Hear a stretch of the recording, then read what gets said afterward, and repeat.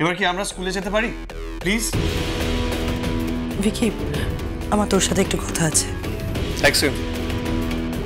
আর দীনেশবাবু? দীনেশবাবু কি করবে? দীনেশ দা এখানেই থাকতে চায়। মানে এত কিছু হয়ে যাওয়ার পরেও তুমি ওনাকে এই বাড়িতে রাখতে চাইছো কেন ইন্দিরা? কেন সেটা দীনেশ দা হয় না হয় নিজে বলুক। দীনেশ দা বলো ওনাদের। আসলে ম্যাডাম, আমাকে ছাড়া মাসিকে মানে আপনাদের মাকে দেখাশোনা করতে খুব অসুবিধা হবে, সেই জন্য। হ্যাঁ কিন্তু প্লিজ ওনার জন্য একটা গেস্ট রুম খুলে দিচ্ছি, আপনি অপেক্ষা করুন, দরকার হলে ডেকে নেব। ভিকি, এবার তো বল তুই ইন্দিরাকে নিয়ে এরকম একটা সিদ্ধান্ত কেন নিতে চাইছিস? কি দেখতে চাইবে বলো ওরকম একটা পজিশনে? তুই কেন বুঝতে পারছিস না স্কুলে একটা ডিজাস্টার হয়ে যাবে? জানি কি তুই বুঝতে পারছিস না। ইন্দিরা বড্ড বার বেড়েছে, নিজেকে একাই 100 ভাবছে।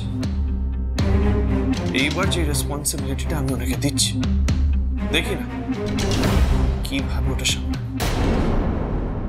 চলুন।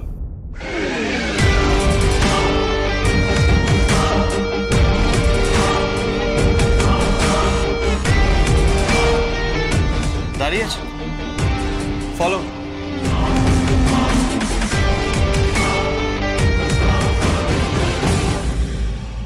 ভাই, দা ভাই বৌদি ভাইকে নিয়ে এক্স্যাক্টলি কি করতে চাইছে? কিছু বুঝতে পারছি না অর্ক। ভিকি ইন্দিরাকে নিয়ে এরকম একটা সিচুয়েশন কেন ক্রিয়েট করছে, এত বড় একটা ডিসিশন কেন নিচ্ছে বুঝতে পারছি না আমি।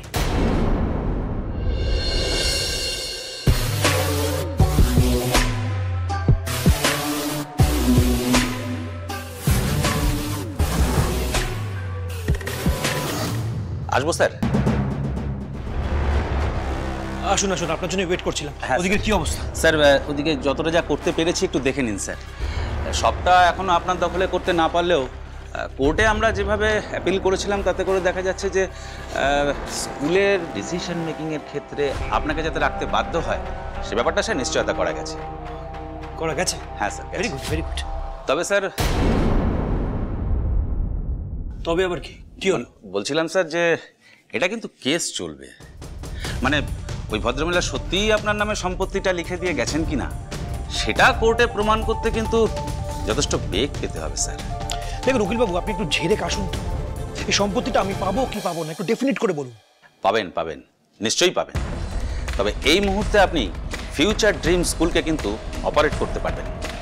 যেমন ধরুন স্কুলের ভবিষ্যৎ কি হবে, কিংবা গভর্নিং বডির ডিসিশন কি হবে, কিংবা ধরুন শেয়ার কি হবে, বা ছাত্রছাত্রীদের স্কুলের ফি, এসব নিয়ে কিন্তু আপনার ডিসিশন মান্যতা পাবে। ঠিক আছে, ধন্যবাদ। আপনি এখন আসুন আর চেষ্টা করুন যাতে তাড়াতাড়ি সম্পত্তিগুলো আমাদের হয়। Okay sir, thank you.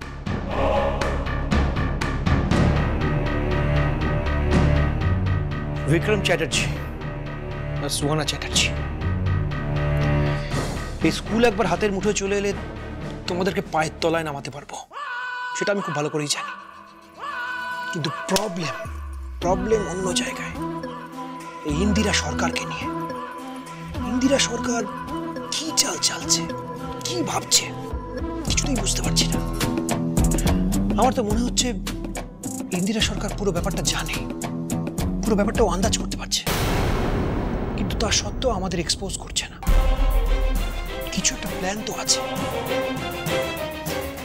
Indira সরকারকে বসে আনতে হলে এই স্কুলকে হাতের মুঠোয় আনতে হবে। ব্যাস,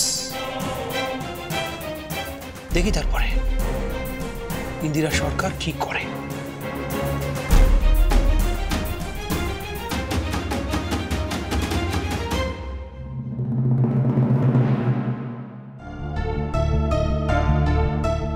শুনুন,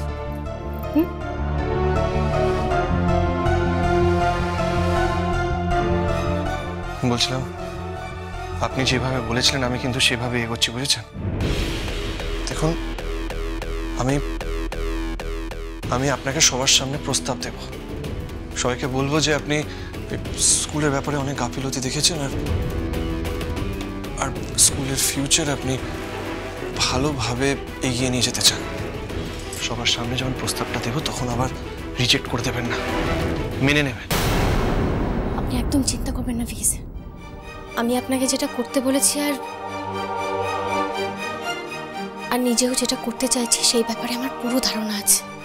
তবে কি বলুন তো, আপনি আমাকে বিশ্বাস না করেও আমার উপর ভরসা করে যে আমার কথা এই কাজটা করতে চেয়েছেন, আমি সত্যি তার জন্য ধন্য।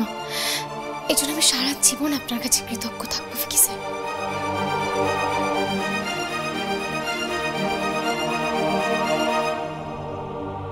আমার কিন্তু ভয়ে হাত পা একদম ঠান্ডা হয়ে আসছে।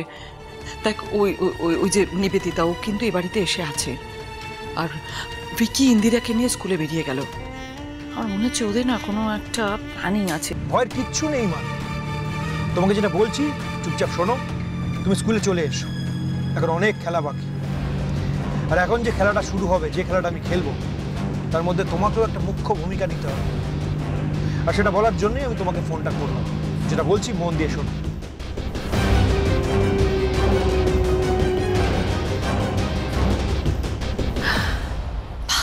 দারুণ দারুণ বাবা, দারুণ। এটা হলে কিন্তু আমার কোনো অসুবিধা নেই। কিন্তু বাবার একটা কথা, ওই মহিলার, ওই নিবেদিতা স্মৃতিশক্তি ফিরে আসার আগে আমাদের যা করার কিন্তু করতে হবে। মা, তোমাকে কতবার বলেছি আমি ফোনে এসব আলোচনা করো না। তুমি তাড়াতাড়ি স্কুলে এসো, বেশি দেরি করলে কিন্তু একটা মজার নাটক মিস করবে।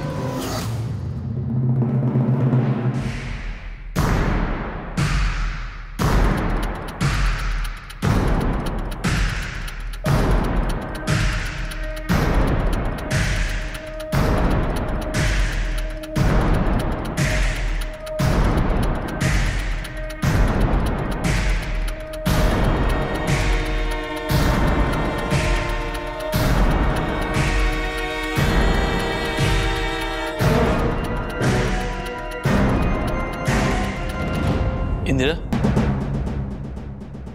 এসব কি হচ্ছে একটু বলবে প্লিজ? স্কুলে ইম্পর্টেন্ট কাজ আছে বলে ভিকি তোমাকে নিয়ে এলো, আর তুমি এখানে সব প্ল্যাকার্ড লিখছো। কি হচ্ছে আমি তো কিছুই বুঝতে পারছি না। ছোটকাই সব কিছুই তোমার ভাইপো মানে বিক্রম চ্যাটার্জিকে শিক্ষা দেওয়ার জন্যই করা হচ্ছে। আর এরপর দেখো না কি হয়। ইন্দিরা, সেটাই তো জানতে চাইছি এরপরে কি করবে।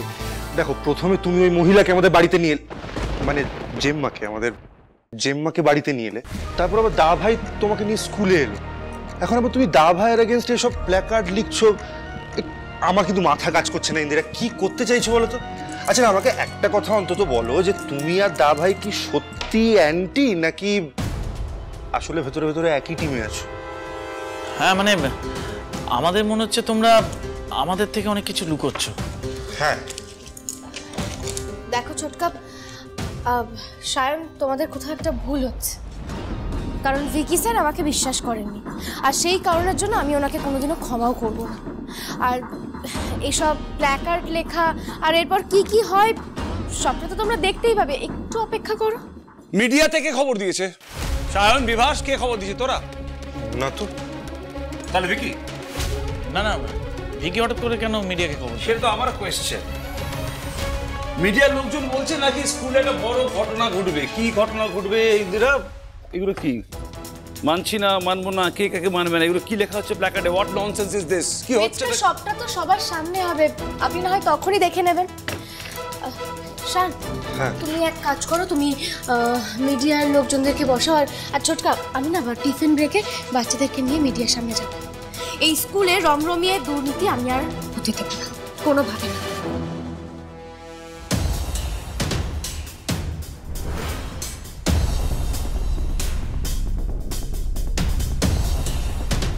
আরে হ্যালো, এই যে ওর কি মাথা খারাপ হয়ে গেছে? আরে স্কুল তো স্কুলের মতোই ভালো চলছে, কি হচ্ছে নাকি বুঝতে পারছি না। এগুলো কি দরকার? সায়ন, হ্যাঁ হ্যাঁ ছোটকা, সায়ন, একটু ওদিকে সিচুয়েশনটা আমরা দেখি। হ্যাঁ হ্যাঁ, চল চল চল চল। আমি একটা কথা বলছি, বিভা, শান, চল। আরে স্যার, আমি আসছি একটু।